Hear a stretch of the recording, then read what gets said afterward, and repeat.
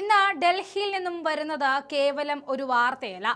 കേരളത്തിലെ ഭരണകക്ഷിയായ കോൺഗ്രസിന്റെ ഭാവി നിർണ്ണയിക്കുന്ന ഏറ്റവും നിർണായകമായ രാഷ്ട്രീയ ചുവടുവെപ്പുകളാണ്.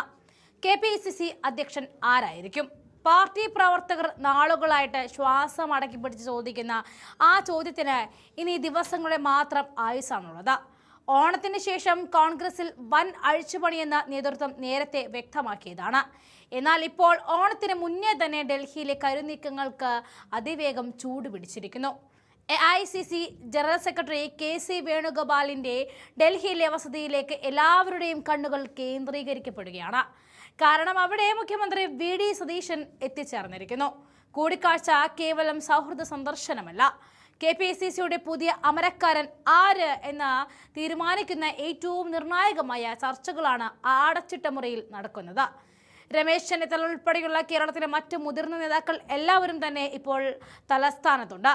സംസ്ഥാനത്ത് UDF സർക്കാർ അധികാരത്തിൽ വന്നതിന് പിന്നാലെ പാർട്ടിയുടെ പ്രധാന ഭാരവാഹികൾ മന്ത്രിസഭയിലേക്ക് എത്തിയതോടെയാണ് കോൺഗ്രസിലെ ഈ പുനഃസംഘടനയ്ക്ക് വഴിവെക്കാനുള്ള കാരണം.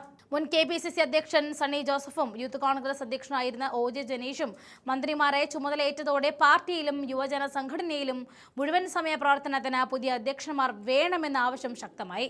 പക്ഷേ സർക്കാർ രൂപീകരണ സമയം മുതൽ ഈ ചർച്ചകൾ സജീവമാണെങ്കിലും ഒരു സമവായത്തിലെത്താൻ നേതൃത്വത്തിന് കഴിഞ്ഞിട്ടില്ല. പക്ഷേ എന്താണ് മുഖ്യമന്ത്രി VD സതീശന്റെ നിലപാട് എന്ന് ചോദിച്ചാൽ അദ്ദേഹത്തിന് ഒരൊറ്റ വ്യക്തമായ ആഗ്രഹമേ ഉള്ളൂ.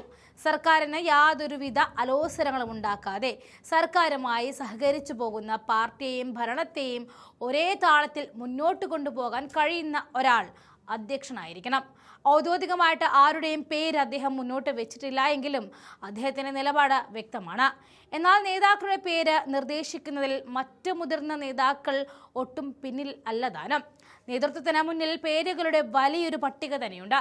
രമേശ് ചെന്നിത്തല ജോസഫ് വാഴക്കന്റെ പേര് മുന്നോട്ട് വെച്ചപ്പോൾ VM സുധീരൻ നിർദ്ദേശിച്ചത് കൊടിക്കുന്നിൽ സുരേഷിന്റെ പേരായിരുന്നു. കൊടിക്കുന്നിൽ സുരേഷിനും ആന്റണിക്കും പുറമെ യുവാക്കളുടെയും വലിയൊരു വിഭാഗം പ്രവർത്തകരുടെയും ആവേശമായ ഷാഫി പറമ്പിലിനെ സംസ്ഥാന പ്രസിഡന്റ് സ്ഥാനത്തേക്ക് കൊണ്ടുവരണമെന്ന ആവശ്യവും പാർട്ടിക്കുള്ളിൽ പുകയുന്നുണ്ട്. പക്ഷേ ഇത്രയും ഗ്രൂപ്പ് താല്പര്യങ്ങളും എതിർപ്പുകളും വ്യത്യസ്ത അഭിപ്രായങ്ങളും നിലനിൽക്കുമ്പോൾ എല്ലാവരെയും തൃപ്തിപ്പെടുത്തി ഒരു സമവായത്തിൽ എത്തുക എന്നത് ഹൈക്കമാൻഡിന് അത്ര എളുപ്പമുള്ള കാര്യമല്ല. അതുകൊണ്ടാണ് അന്തിമ തീരുമാനത്തിലെത്താൻ സാധിക്കാതെ ഓണം വരെ കാത്തിരിക്കാൻ നേതൃത്വം നിർബന്ധിതരായത്.